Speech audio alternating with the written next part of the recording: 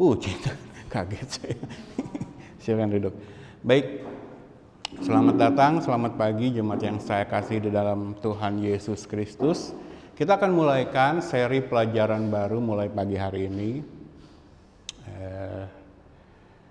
Ini ya, cara menafsirkan Alkitab yang sehat.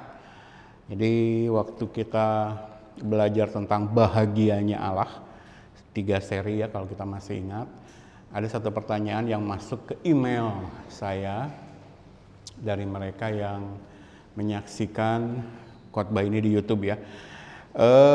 Mohon diberi pelajaran khusus tentang cara menafsirkan Alkitab, atau dalam bahasa teologinya kita sebut sebagai hermeneutik ya. Jadi kalau kita dengar istilah hermeneutik itu cara menafsirkan Alkitab. Nah, tentu saja ada hermeneutik yang sehat, ada hermeneutik yang sakit, yang tidak sehat. Hermeneutik yang sehat inilah yang akan kita pelajari ya. Jadi cara menafsirkan Alkitab dengan benar. Kalau kita berkata bahwa peta keselamatan, panduan keselamatan, hidup keselamatan kita adalah Alkitab ini, maka di luar Alkitab tidak ada jalan keselamatan. Betul ya? Tetapi kalau kita baca Alkitab tapi menafsirkan, mengartikannya salah pun sama ya, ujung-ujungnya juga binasa. Jadi jangan cuma sekedar kita ada dalam kebenaran Alkitab, tapi kita harus tahu ya, harus bisa menafsirkan, mengartikan setiap ayat dalam Alkitab ini. Nah, nanti kita akan lihat prosesnya seperti apa ya. Jadi seperti ini. Nah, patokan kita tetap 2 ayat ini yang paling utama dalam kita belajar Alkitab. Kenapa saya selalu menekankan harus ada pengajaran firman di gereja? Karena itu memang tugas utama pelayanan gereja ya. Harus ada pelajaran firman.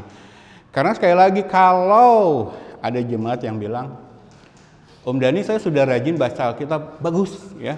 Bahkan kalau ada di sini jemaat yang belum menjadi kebiasaan rutin baca Alkitab, harus mulai dari baca. Memang harus mulai dari baca ya. Jadi membaca Alkitab itu bagian dari kehidupan orang percaya, tidak bisa dipisahkan. Nah, kalau sudah rutin, sudah memiliki kebiasaan membaca Alkitab, bagus. Tetapi langkah berikut dari membaca Alkitab itu harus menafsirkan. Ya, nanti kita lihat kenapa ayat-ayat dalam Alkitab ini harus diartikan ya. Jadi mulai dari baca, tapi harus diartikan. Nah, kita kembali mereview 2 ayat yang menjadi ayat pokok kita. Kenapa saya seringkali sebutkan tanpa pengajaran firman tidak ada pendewasaan imannya. Kenapa tugas utama pelayanan gereja adalah pengajaran firman? Yang pertama 2 Petrus 1 ayat 20-21, kita baca lagi ya. Yang terutama harus kamu ketahui ialah bahwa nubuat-nubuat dalam kitab suci, ayat-ayat teks dalam Alkitab ini tidak boleh ditafsirkan menurut kehendak sendiri ya. Sebab tidak pernah nubuat dihasilkan oleh kehendak manusia, tetapi oleh dorongan Roh Kudus, orang-orang berbicara atas nama Allah. Jadi kalau dulu nabi, rasul menyampaikan pesan Allah, apa yang mereka sampaikan bukan reka-rekaan mereka, bukan karang-karangan mereka, tetapi itu pesan dari Allah ya.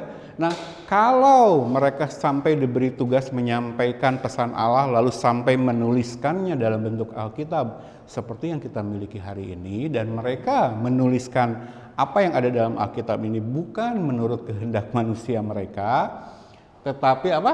Oleh dorongan Roh Kudus ya, pesan Allah, maka nalarnya, logikanya ketika kita membaca, mengartikan pun tidak boleh dengan kehendak sendiri ya. Ini yang dimaksudkan. Jadi kalau dituliskan atas kehendak Allah, kita percaya isi Alkitab ini adalah firman Allah, maka kalau ada pribadi yang bisa mengartikan itu kepada kita adalah Allah sendiri ya, Roh Kudus sendiri. Nah, jadi ini yang pertama. Lalu ayat yang kedua, 2 Timotius 3 ayat 16. Kalau di sini dikatakan mereka para nabi dan rasul menuliskan ini oleh dorongan Roh Kudus, berbicara atas nama Allah, maka 2 Timotius 3:16 katakan, segala tulisan yang diilhamkan Allah memang bermanfaat untuk mengajar, menyatakan kesalahan, memperbaiki kelakuan, dan untuk mendidik orang dalam kebenaran ya. Dengan demikian tiap-tiap manusia kepunyaan Allah diperlengkapi untuk setiap perbuatan baik.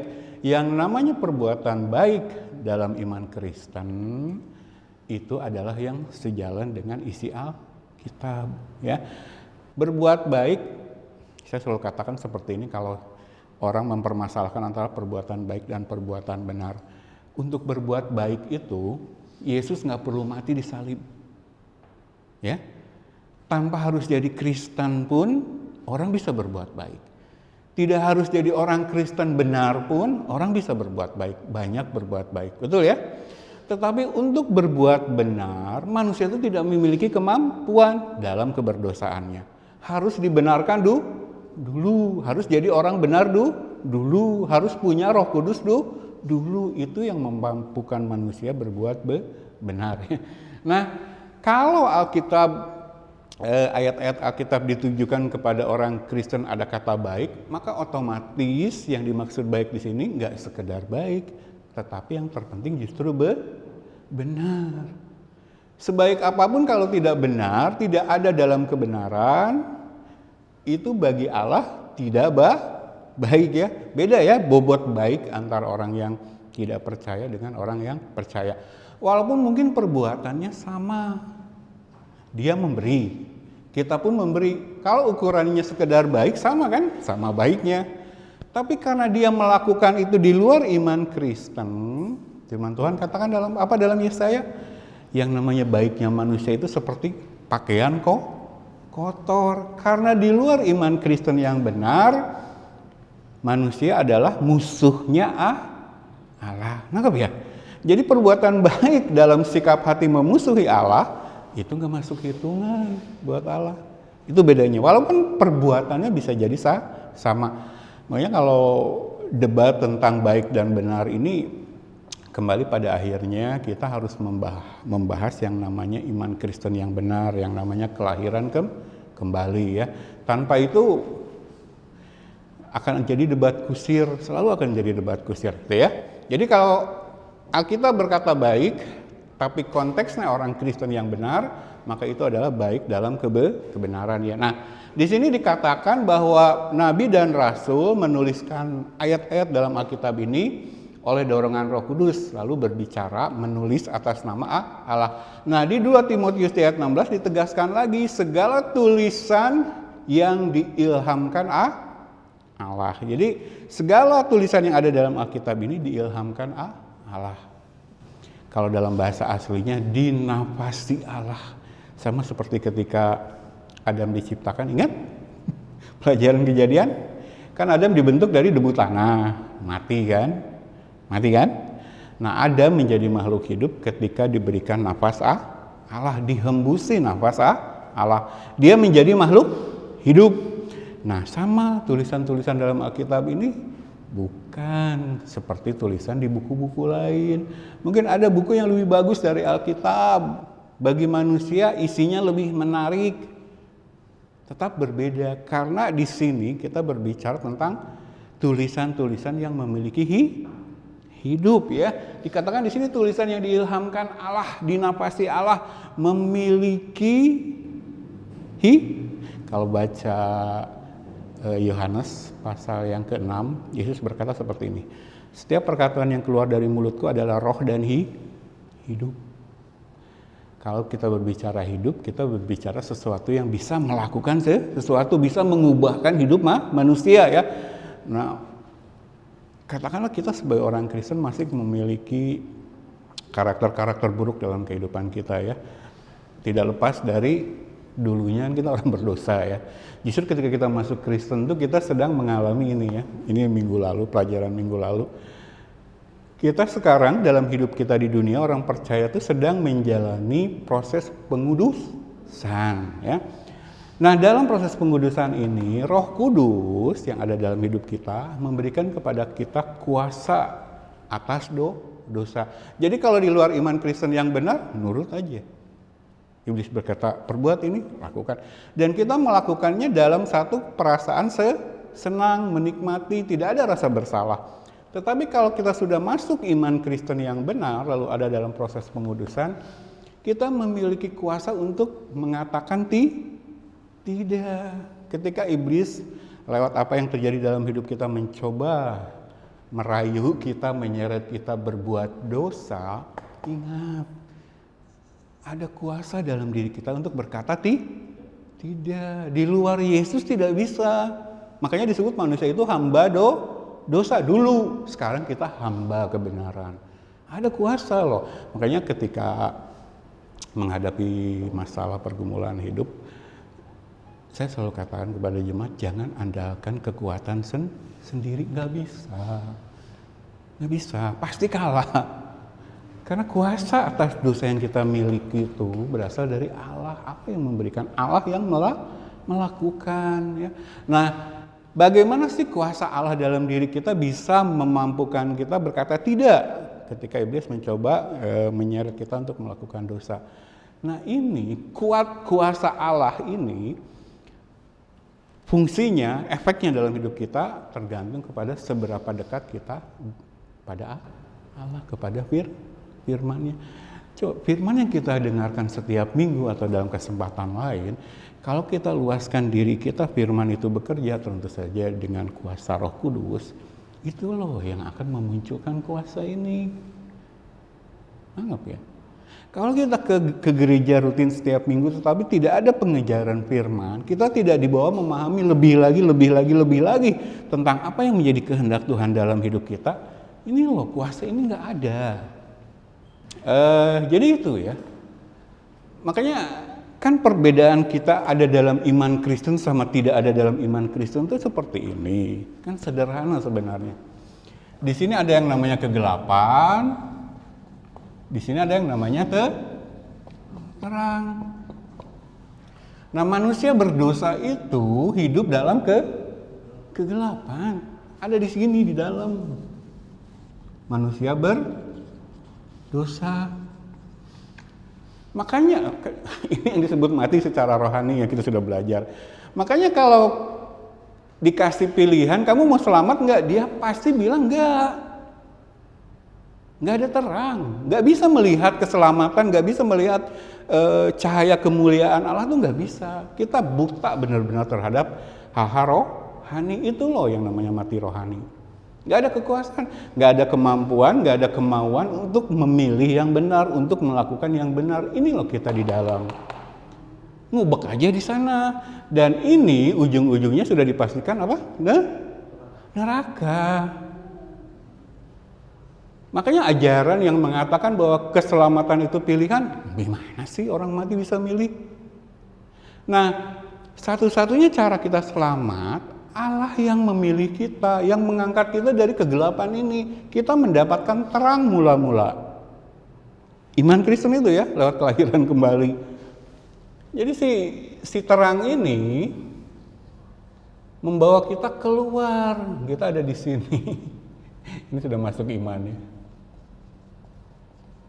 Gak bisa keluar dari kegelapan ini oleh usaha sendiri, oleh pilihan sendiri. Gak bisa. Orang mati gitu. Nah, ini yang disebut dihidupkan oleh kelahiran kembali. Nanti kita belajar ada adopsi.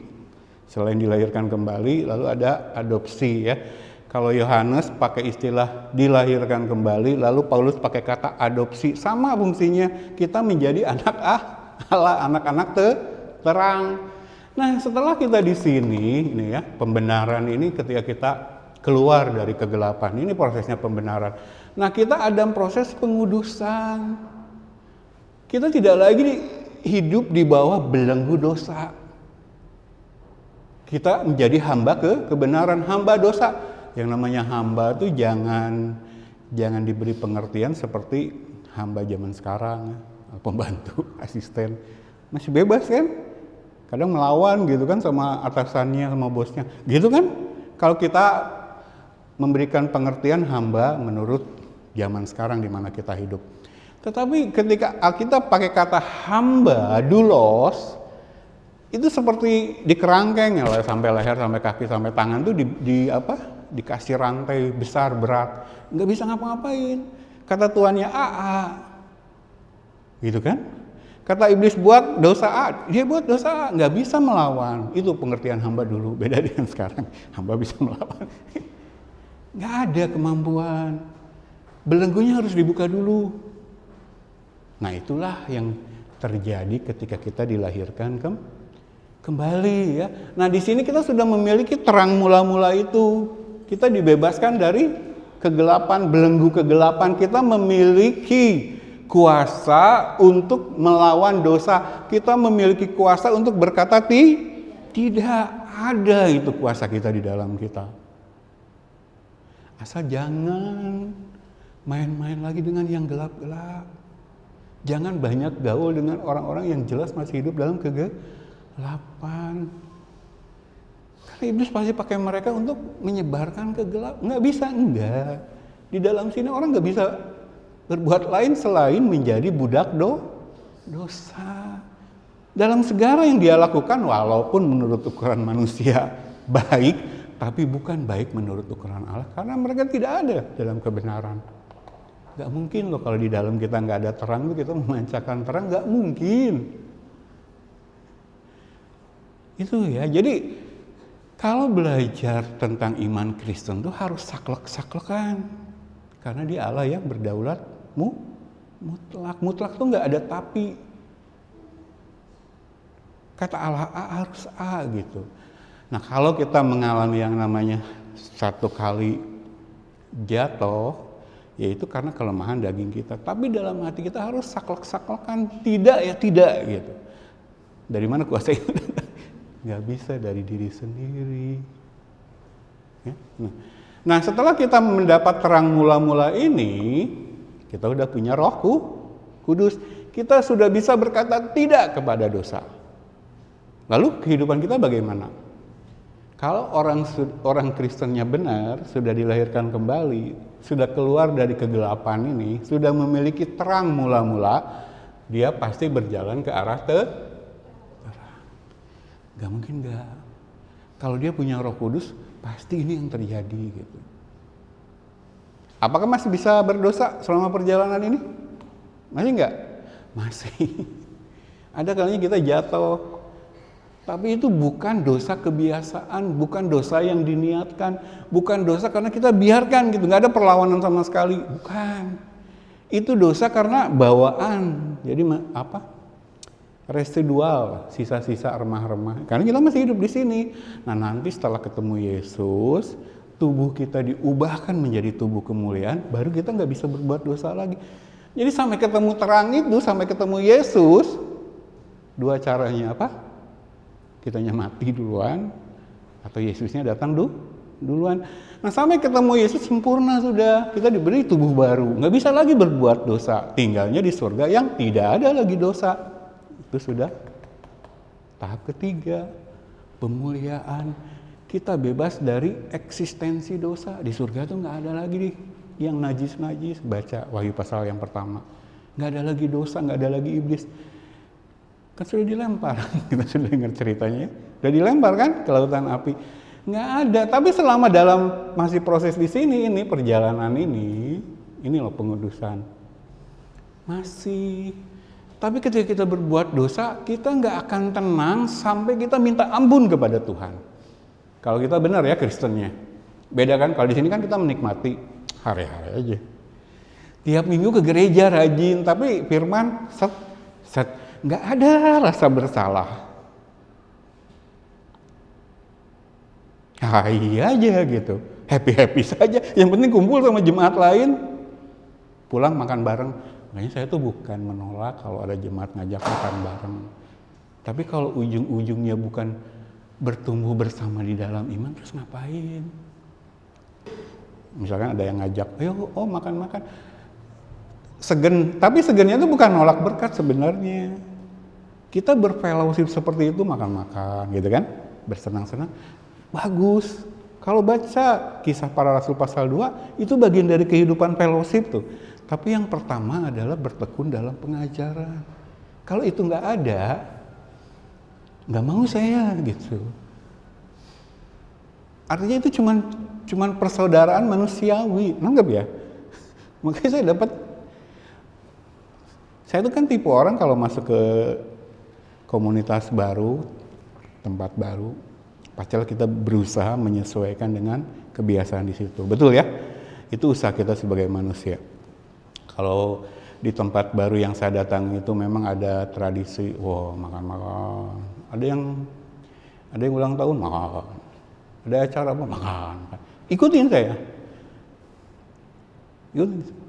Tapi kalau setelah itu saya ikutin tidak ada bertekun dalam pengajaran firman-Nya secara rohani, tidak ada ikatan di sana, nggak mau saya mundur, nggak ikut lagi, silahkan saja. Nangkep maksud saya?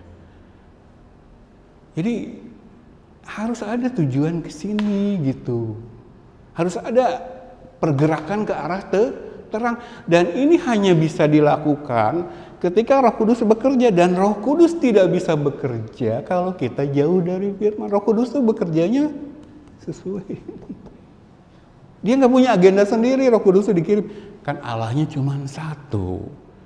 Kalau yang menuliskan ini Nabi dan Rasul atas dorongan Roh Kudus, nggak mungkin Roh Kudus bekerja beda dengan yang sudah dituliskan. Anggap ya. Harus ada pergerakan ke arah terang, harus pasti ada. Nah ini kuasa ini muncul dari Roh Kudus dan firman. Kalau ngandelin kekuatan saya, ginilah. Ada gereja yang berjalan normal, ramai, hiruk pikuk karena jemaatnya banyak. Tapi kalau di situ tidak ada pengajaran firman, tidak ada pergerakan dari jemaatnya menuju ke arah terang, sebenarnya nggak ada gereja di situ. Nangkep? Itu loh, kita harus bisa membedakan ukuran manusia dengan Tuhan secara rohani itu lain. Karena tugas utama pelayanan gereja adalah pengajaran firman. Kalau nggak ada pengajaran firman tuh nganggur itu gembalanya, nggak ada kerjaan. Itu cuma jadi klub sosial saja di mana orang ngumpul hai gitu, makan-makan pulang gereja. Tapi nggak ada. Saya sudah capek mengatakan ini ke orang Kristen bahkan ke hamba Tuhan.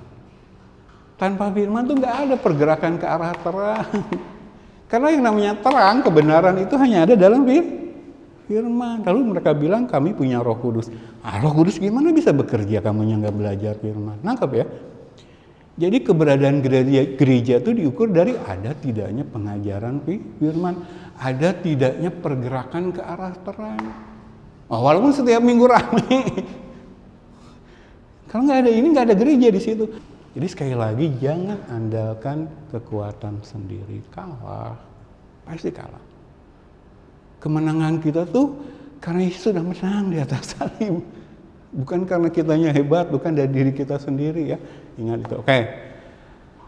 Jadi ini ya. Ini loh. Nah, sekarang coba kita lihat di peta ini. Dari yang pertama. Sikap yang benar terhadap firman harus mulai dari sana. Ini ya, yang kuning. Sebab tidak pernah nubuat dihasilkan oleh kehendak manusia, tetapi oleh dorongan Roh Kudus orang-orang berbicara atas nama Allah. Ini yang kuning ya. Ini yang pertama. Segala tulisan yang diilhamkan Allah harus mulai dari iman bahwa yang ada di dalam Alkitab ini adalah firman Allah, perkataan Allah. Walaupun yang menuliskan manusia, kurang lebih 40 orang yang menuliskan Alkitab ini. Dalam jangka waktu kurang lebih 1.500 tahun. Tapi ini adalah firman Allah. Harus mulai dari satu ini. Kalau tidak dimulai dari situ, tidak akan ada pengajaran firman yang sehat. Orang mungkin baca rajin, tapi kalau tidak diartikan dia nggak mengerti. Harus mulai dari sini. Nah kalau kita sudah beriman, percaya, yakin bahwa yang ada dalam Alkitab ini adalah firman Allah. Nah sekarang yang jadi pertanyaan, sikap kita kepada Allah bagaimana? Itu pasti sinkron dua-duanya. Percaya, ada kan orang Kristen sekarang banyak seperti ini kalau saya tanya. Percaya nggak Alkitab ini isinya firman Allah? Percaya. Tapi ketika khotbah main-main, hare-hare kata orang Sunda. Cuek aja gitu. Nah kalau kepada firman sikapnya seperti itu, padahal dia percaya firman isi Alkitab ini firman Allah, berarti sikap dia kepada Allah memang seperti itu. Anggap ya, gampang kok. Kalau saya pelayanan di satu gereja, gampang kok lihat Kristen yang benar sama Kristen yang perlu dipertanyakan. Sikapnya kepada firman bagaimana? Kan kalau kita berbicara iman dalam konteks Kristen sekarang tuh aneh. Kalau dikatakan percaya nggak ketika kita ibadah, kan katanya 2-3 orang berkumpul dalam nama Yesus, Yesus ada. Walaupun nanti kita betulkan ya, kurang betul itu penafsiran. Percaya nggak? Oh percaya, ada ayatnya. Hafal dia ayatnya. Ada ayat yang berkata 2-3 orang berkumpul dalam nama Yesus, Yesus hadir. Jadi iman orang sekarang tuh seperti itu, percaya Yesus hadir dalam ibadah tapi main-main. Ngantuk-ngantuk. Bolak-balik ke kamar mandi. Buka HP tapi bukan baca Alkitab. Oh dari mimbar tuh ketahuan. Berarti kalau mimbarnya tinggi di atas. Kayak di pasar lama. Ketahuan loh yang buka Alkitab, buka HP, bukanya Alkitab atau buka WA, ketahuan. Saya berani diuji. Saat itu saya samperin gitu. Coba. Ketahuan. Nah, imannya di satu sisi di mulutnya dia berkata, saya percaya, beriman dalam ibadah begini Yesus hadir, tapi itu tidak terwujud dalam sikapnya. Nah kalau terhadap firman sikapnya seperti itu juga lah sikapnya terhadap Yesus. Nah, firman sama Yesus sama di surga. Pelajaran minggu kemarin nggak saya bagi ya rangkumannya, nanti istri kalau saya lupa di send ya. Jadi ini loh, kalau sikap kita kepada Allah salah, pasti sikap kita kepada firman salah. Kalau kita tidak menghormati Allah, pasti kita tidak menghormati firman, tidak menghormati pemberitaan firman. Pasti itu. Dan itu bukan Kristen, nggak mungkin dia sudah keluar dari kegelapan, nggak mungkin. Orang yang sudah lahir kembali itu pasti punya rasa hormat kepada Allah, punya rasa takut akan Allah. Karena itu bukan usaha manusia, Allah yang menaruhnya. Ketika dia dilahirkan kembali, Allah menaruh hati yang baru, roh yang baru, lalu Roh Kudus ditaruh dalam orang itu. Makanya ayo uji kekristenan kita setiap saat.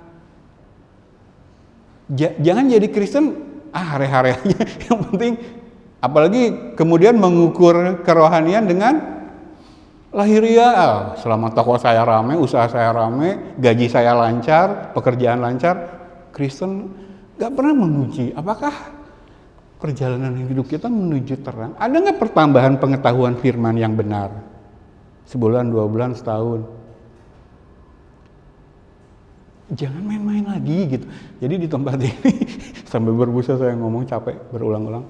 Mulai jadi Kristen serius. Karena masalah surga neraka itu bukan masalah main-main. Kita bisa berkata gimana nanti sekarang. Tapi kalau sudah masuk neraka, baca perumpamaan Yesus tentang Lazarus dan orang kaya. Orang kaya tuh selama hidupnya tuh hare-hare. Gimana nanti lah, yang penting saya hidup masih bisa senang kan, mewah-mewah gitu. Tapi ketika sudah masuk neraka, baca ceritanya. Merasakan siksaan yang luar biasa. Sudah celupkan tangan Lazarus ke air, ke mulut saya. Lalu mulai ingat saudaranya yang di dunia. Kalau bisa utus Lazarus ke sana ngingetin saudara saya yang masih hidup di dunia, jangan kayak saya. Kalau sudah masuk neraka baru itu. Kalau di sini mah, makanya kan banyak orang Kristen seperti itu kan. Oke, lanjutnya. Jadi 1, 2, baru kedua dia menafsirkan dengan benar. Kalau sudah yakin bahwa Alkitab ini adalah firman Allah, lalu sikapnya terhadap firman sama seperti sikapnya terhadap Allah, dia nggak akan main-main ketika menafsirkan Alkitab, mengartikan Alkitab. Wah, harus sesuai dengan maksud Allah ketika menuliskan. Betul ya? Betul nggak? Dulu waktu saya zamannya masih kerja, kan saya tuh kerja di administrasi. Kalau orang komputer kan di administrasi. Lalu banyak menerima surat kan. Urusannya kan ya itulah, dokumen-dokumen. Nah ketika saya baca dokumen, lalu mengartikan dokumen itu, nggak bisa main-main. Apalagi orderannya gede gitu kan. Wah, saya salah menangani, bisa rugi perusahaan, saya bisa dipecat gitu kan. Jadi penghargaan atas dokumen yang saya baca itu membuat saya mengartikan dokumen, mengurusi dokumen, mengolah dokumen, menangkap data informasi dari dokumen itu dengan hati-hati, order gede. Cuma 1 lembar kertas orderan, tapi katakanlah nilainya 100 juta. Nah kalau kita sudah mulai dari sikap yang benar terhadap Allah lalu terhadap firman, pasti kita hati-hati menafsirkan. Kalau praktek yang saya jalankan tuh untuk khotbah sekitar setengah jam, 30 menit sampai 45 menit itu persiapan saya berapa jam? Tahu jemaat? Untuk berdiri di mimbar ini saya persiapan khotbah ini berapa jam? Tanya istri. Minimal 8 jam. Semalam tuh saya bisa nggak tidur kalau hari minggu malam tuh. Karena sikap saya ini loh, ini perkataan Allah. Kalau saya berdiri di mimbar lalu menafsirkannya salah, menyampaikannya salah, bukan main-main loh. Nangkep ya? Jadi mulai dari sini. Nah, hermeneutik yang sehat pasti kita pakai cara menafsirkan yang benar. Nah, yang kita akan pelajari ya beberapa seri ke depan. Tapi mulai dari sikap kita kepada Alkitab. Nah sekarang itu kan banyak hamba Tuhan yang ngaku pendeta, naik ke mimbar, ngaco. Pasti dia nggak menghargai firman. Walaupun di mimbar dia berkata, ini firman Allah. Dia nggak percaya tuh. Saya berani jamin. Kalau dia naik ke mimbar lalu khotbahnya ngasal gitu, ngarang. Nggak membahas ayat, nggak menjelaskan ayat itu. Ngalor ngidul. Memang awalnya dia buka Alkitab baca ayat. Pasti ininya salah. Nah setelah menafsirkan dengan benar, ini ya yang terutama harus kamu ketahui, tidak boleh ditafsirkan menurut kehendak sendiri, ada aturannya. Ini ya yang warna biru, nomor 2. Nah kalau sudah menafsirkan dengan benar, baru lari yang ketiga. Nah kalau menafsirkannya sudah benar, barulah yang ketiga tercapai. Firman yang disampaikan itu bekerja gitu, ada manfaatnya ini. Mengajar, menyatakan kesalahan, memperbaiki kelakuan, mendidik orang dalam kebenaran. Kalau 1-2-nya sudah salah tuh nggak mungkin 3-nya, nggak mungkin Roh Kudus bekerja. Ya. Nah kalau 3 sudah benar, firman bekerja bersama dengan kuasa Roh Kudus ini ya, ada memperbaiki kelakuan ujungnya. Ini pengudusan. Kan kita tuh dulunya dari gelap keluar ya. Tapi banyak pikiran kita yang salah, masih salah tentang Allah, tentang diri kita, tentang berbagai aspek dalam kehidupan kita, pribadi, rumah tangga, keluarga dan sebagainya, pekerjaan. Masih di gelap di sini. Walaupun kita sudah keluar, kan kita baru dapat terang mula-mula. Nah, kita berjalan menuju terang yang disebut pengudusan, yang salah-salah itu mulai dibenarkan. Ini loh sebenarnya kehidupan pribadi yang benar, rumah tangga, keluarga, pekerjaan dan sebagainya. Itu kita dapat yang benarnya itu lewat proses mau diajar. Nah ketika kita diajar tahu yang benar, ketahuanlah yang gelap-gelap yang masih terbawa ke sini. Inilah yang disebut semakin tidak serupa dengan dunia, semakin serupa dengan Kristus. Pergerakan kita menuju terang ini. Tahulah kita yang salah. Oh iya, dalam aspek kehidupan ini saya masih salah. Dinyatakan kesalahan ketika kebenaran disampaikan. Nah sekarang setelah kita tahu bahwa ada yang masih salah, terbukalah pintu pertobatan, memperbaiki diri. Nah kalau orang sudah keluar dari sini, punya akses ke karya salib Kristus, tahu yang benar, tahu yang salah, bertobat, diampuni nggak? Diampuni. Orang yang sudah keluar dari sini, ini sudah dilahirkan kembali, punya akses kepada karya salib Kristus. Kristus sudah mengalahkan kuasa dosa. Tinggal minta ampun. Surat 1 Yohanes nanti kita belajar. Itulah yang namanya dididik dalam kebenaran. Jadi bergerak terus ke sini. Semakin kudus, tahu kan arti kata kudus pernah saya jelaskan? Dipisahkan dari dunia, sederhana kudus itu. Semakin dekat kepada Allah, semakin menjauh dari dunia. Kenapa? Karena dunia dikuasai si jahat iblis. Jadi kita mau ada dalam aspek kehidupan, bidang hidup apapun, di situ yang berjalan sistemnya dunia. Dunia dikuasai si iblis. Dalam segala aspek kehidupan, sistemnya dunia yang dikuasai iblis berusaha menarik ke sini. Kita tetap tinggal di sini. Ya, jadi kalau satu duanya sudah salah, nggak mungkin firman ini benar gitu, nggak mungkin berefek. Walaupun tiap minggu ramai gerejanya, nggak ada pengajaran firman. Nah, kalau ininya sudah benar berefek, terjadi pergerakan ke arah terang, terjadi pengudusan, ini ujung-ujungnya memperbaiki kelakuan, barulah lari ke yang keempat. Dengan demikian, tiap-tiap manusia kepunyaan Allah diperlengkapi untuk setiap perbuatan baik. Nah, kalau proses 1, 2, 3 berjalan, hidup dalam firman, pergerakan kita ke sini, ada dalam pengudusan, barulah ketika kita berbuat baik, Allah perhitungkan itu sebagai kebenaran. Kalau di luar ini mau baik apa? Masih kan udah cerita 10 orang terkaya di dunia, masih ingat? Kalau soal berbuat baik, mereka berbuat baik. Bill Gates itu miliaran setiap tahun keluar duit untuk amal. Di Afrika, di negara terbelakang. Tapi dia nggak percaya sama Yesus. Nggak dihitung sebagai kebenaran perbuatan baik. Jadi baik di sini ditujukan kepada ini loh orang yang sudah keluar dari sini, percaya Yesus, sudah dilahirkan kembali. Lalu dia setia hidup dalam pengudusan. Ketika dia berbuat dosa, nggak akan tenang hatinya sampai dia bertekuk lutut di hadapan Tuhan minta ampun. Nah, dalam pergerakan menuju terang inilah dia akan senantiasa bergesekan dengan dunia. Dia masih hidup di dunia. Nah, dunia dikuasai oleh iblis dengan sistem-sistemnya yang mencoba menyeret manusia ke sini. Gesekan terus, sakit terus. Makanya kalau lihat orang Kristen tidak ada pikul salib, tidak ada sangkal diri, hahaha, pasti dia tidak ada dalam pergerakan ke sini, pasti. Yesus tuh karena menyampaikan kebenaran loh dibenci, sampai kemudian mati di salib. Tapi kalau Yesus oke-oke saja membiarkan yang salah, saya mah berpikiran positif saja, nggak mungkin Yesus menderita sampai seperti itu.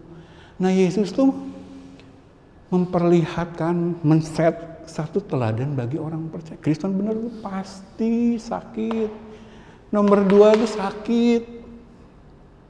Dia bergerak ke terang, dunia bergerak ke gesek terus. Nah, dalam konteks inilah kita harus hati-hati dengan pergaulan kita. Bukan memusuhi orang. Tapi kalau dalam pergaulan kita dengan orang-orang dunia kita menghambat perjalanan kita ke sini. Ini tugas saya sebagai gembala. Atau mau pilih gembala-gembala yang ya silahkan pindah ke gereja lain. Nggak akan Bapak Ibu dapatkan kalau ikut ibadah di tempat ini. Karena bagi saya, bagi kami, hal surga dunia bukan main-main. Nantilah hihihnya di sini sama Yesus. Ayo gitu, perangi, jalan terus ke sini walaupun kita dapat gesekan. Kadang orang-orang yang dekat dengan kita dalam kehidupan kita secara duniawi tidak memberikan nasihat yang membuat kita berjalan ke arah terang. Sedekat apapun orang itu. Hati-hati. Kita harus menempatkan Yesus di atas keluarga kita. Banyak orang tersinggung kalau saya ngomong begini. Nggak ada yang bisa mengatasi Yesus. Orang tua, enggak. Artinya bukan kita melawan kurang ajar kepada orang tua. Tapi kalau orang tua memberikan masukan yang bertentangan dengan firman, menghambat perjalanan kita ke arah terang, ya kita tidak harus membalasnya dengan kebencian, tapi ya selektif. Kita harus tetap tempatkan firman di atas. Nantinya emang di pintu surga kita akan ditanya, kenapa kamu tidak mentaati firman? Habis mama papa saya ngasih nasihat seperti ini, lalu ya sudahlah, berarti kamu hormat sama orang tua, udah masuk surga. Enggak. Kenapa orang tua kamu ngasih nasihat salah kamu ikutin? Kenapa keluarga kamu ngasih pengaruh salah kamu ikutin? Yang membuat institusi rumah tangga keluarga itu Allah. untuk mencapai tujuan A. Nah ini udah masih melotok kan kemarin. Bimbingan pranikah kan saya ajarin itu. Untuk mencapai ini. Kan firman yang saya bagikan apa? Masih ingat kan? Suami, kasihilah istrimu, hormatilah dia.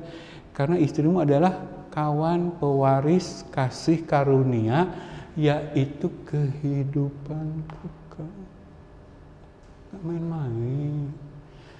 Sebenarnya kalau orang main-main dengan masalah surga neraka itu, saya bisa pastikan dia belum keluar dari sini kok. Kalau nganggap remeh. Seperti ini ya. Kalau nganggap remeh firman, pasti dia nganggap remeh Allah. Saya mengasihi Allah. Pas khotbah, cuek. Nggak mungkin. Kita tuh terlalu lama dibiarkan seperti itu loh sama gembala kita. Gembala nggak pernah ngajarin yang benar. Saya tuh masuk pelayanan di Pantai Costa Karismatik itu sudah dalam kondisi seperti itu jemaatnya. Happy dengan kondisi yang salah. Karena gembalanya pengangguran. Oh, bukan berarti diam saja gembalanya sibuk. Tapi sibuk ngurus klub sosial, nggak ngajar firman. Nggak ada gereja di sana. Ya gedungnya mungkin ada pakai tanda salib. Orang bawa kitab. Tapi nggak ada pergerakan ke arah terang. Nggak ada orang-orang yang setia di sini walaupun berat. Terus bagaimana bisa berharap masuk pemuliaan? Ketemu Yesus masuk surga. Ini kan satu paket.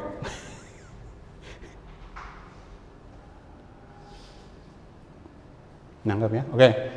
Ini loh. Maka saya selalu katakan perbuatan baik itu buah. Kalau 1, 2, 3 sudah dilakukan dengan benar, pasti berbuat baik. Ayo orang tidak percaya Yesus aja berbuat baik, bisa kok. Pasti berbuat baik. Perbuatan baik itu buah. Kalau kita pastikan pertumbuhan pohonnya benar, 1, 2, 3, gak mungkin gak berbuah. Kalau baca Matius pasal 7, cara kita membedakan pendeta yang baik dengan nabi palsu itu dilihat dari buahnya, Yesus katakan. Gak mungkin keluar buah yang baik dari pohon yang buruk. Gak mungkin. Ya. Jadi buah. Nah sekarang itu orang bangga dengan perbuatan baik loh Kristen sekarang itu. Padahal pohonnya busuk. Loh kalaupun menurut ukuran manusia baik perbuatannya di mata Allah, karena dia tidak hidup dalam kebenaran, nggak mau ditegur sama firman, tersinggung, marah, bahkan melawan loh, nggak menghormati hamba Tuhan yang memberitakan kebenaran. Silakan saja berbuat baik, dia merasa berbuat baik, tapi sebenarnya perbuatan baik yang dia lakukan adalah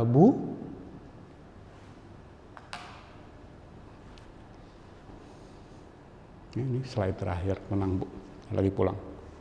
Jadi, ayolah. Kalau saya katakan ayolah mengajak itu, saya sedang menyamakan posisi saya dengan jemaat. Kita sama-sama masih ada dalam perjuangan, masih ada di sini. Saya itu bukan lebih suci, lebih hebat dari jemaat karena saya sudah di sini. Belum mati. Sama kita masih berjalan di sini. Makanya kalau saya katakan ayolah. Kita berjuang bersama-sama. Ya. Nih, kalau satunya sudah salah, sikap yang salah terhadap firman, maka dia akan menafsirkan, mengartikan Alkitab dengan sembarangan menurut kehendaknya sendiri. Ada agenda pribadi. Maka khotbahnya ngaco. Lebih banyak humornya, candanya, kesaksiannya, ilustrasinya. Firmannya nggak dijelasin. Maksud ayat yang tadi dibacakan tuh apa? Nggak ada.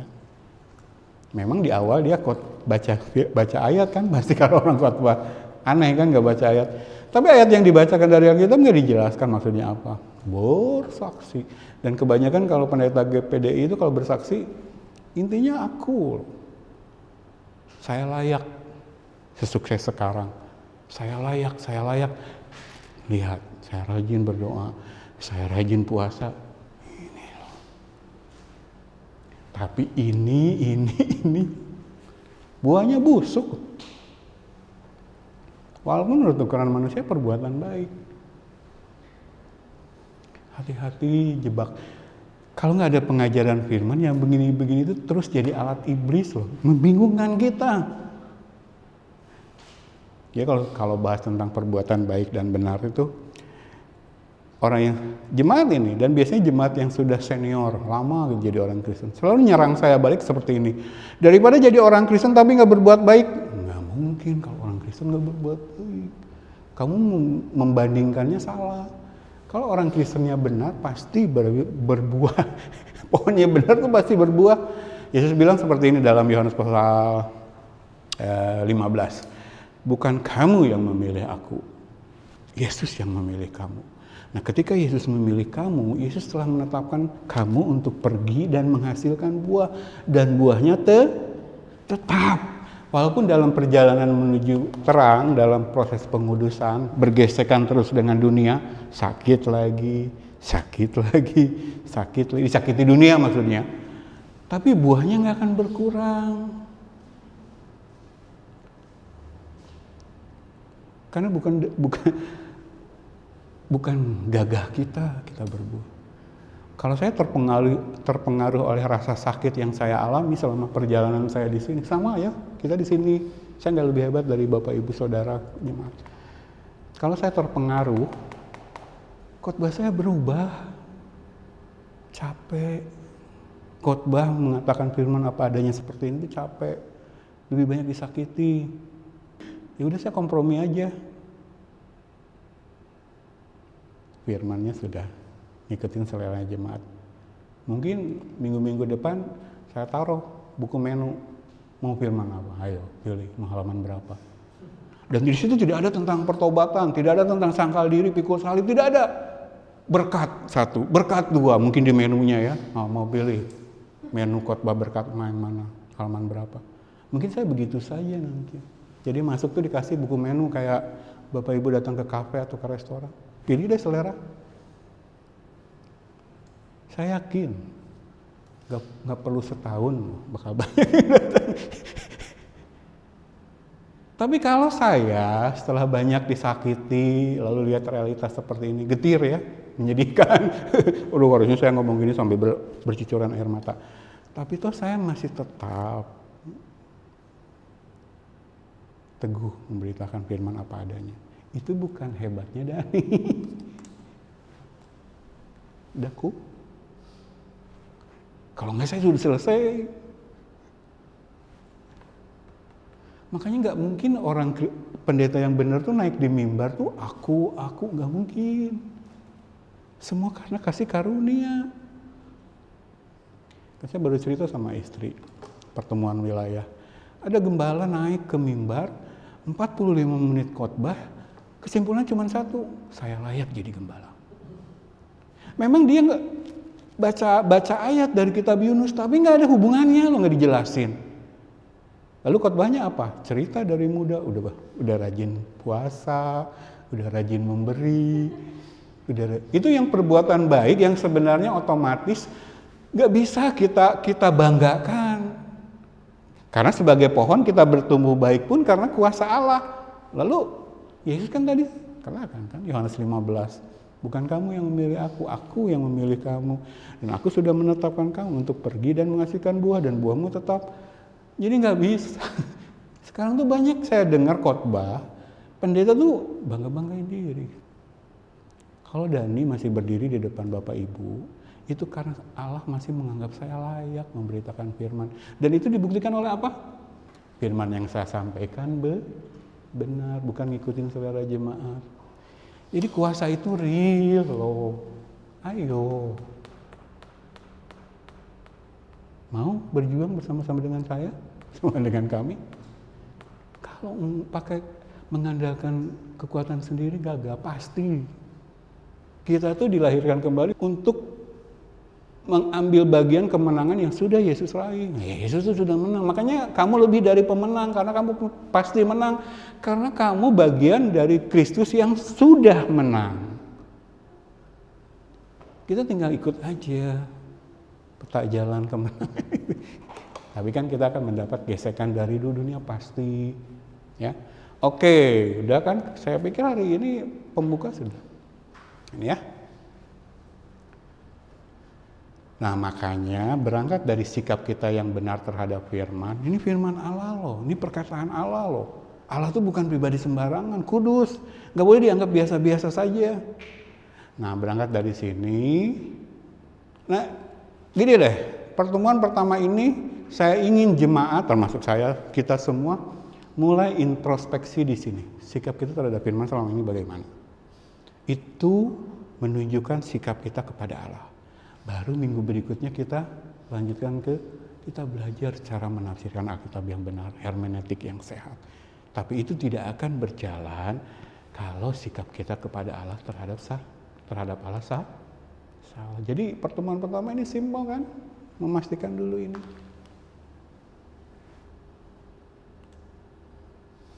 Nah, jangan pulang ke rumah firman itu jadi hilang gitu. Ayo belajar mempraktekkan setiap hari mulai hal-hal yang kecil ya. Jadi nanti pulang ke rumah menjalani kehidupan seminggu berjalan sampai kita ketemu lagi minggu depan tuh. Ayo bergantung kepada kuasa Allah ya. Kita dilahirkan kembali, kita memiliki kuasa itu. Jangan mengandalkan diri sendiri. Nah, kita nanti minggu depan mulai masuk ke materinya ya, hermeneutik yang sehat. Jadi kalau sudah ada yang memiliki kebiasaan baca Alkitab, teruskan, bagus itu. Bahkan yang belum memiliki agenda keseharian membaca firman, mulai membaca firman. Nah, kita akan belajar proses kelanjutan dari membaca adalah menafsirkan ya. Kita harus memastikan kita mendapatkan maksud yang ditetapkan Allah ketika Allah menuliskan ayat-ayat ini. Kalau cuma membaca, nanti kita belajar. Kalau cuma membaca, kita belum bisa menangkap ya maksud Allah ketika Allah menuliskan ayat-ayat ini. Tapi dengan menafsirkan, kita akan menangkap maksud Allah.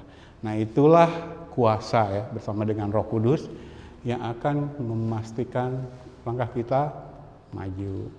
Oh, sekali-sekali tersandung, gedebuk, tapi bangun, maju lagi.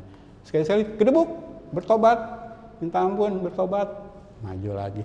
Lalu ketika kita dinyatakan mati, ketika Dani ditetapkan Tuhan mati di titik dalam perjalanan ini, dimanapun ya posisinya, mau di sini,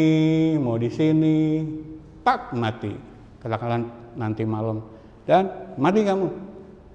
Maka saya pasti masuk sini. Jadi berharga kematian orang yang percaya. Ya, dia yang sedang menjalani proses ini ya. Nah, udah kita masuk ke ini. Kalau matilah katakan di sini. Entah di mana. Kita masuk ke sini, pemuliaan. Masuk surga yang kita bebas dari keberadaan dosa. Di sana nggak ada lagi dosa. Dan kita dalam tubuh kemuliaan tidak akan lagi berbuat dosa ya. Jadi sampai sini dulu. Nanti minggu depan kita lanjutkan. Jadi ini ya, saya ngajak kita bersama-sama introspeksi ya, sikap kita kepada firman. Nah, kita nanti minggu depan masuk ke proses ini. Mari kita berdiri. Kita sudahi dulu pelajaran firman pagi hari ini. Kita lanjutkan minggu depan. Terima kasih Tuhan.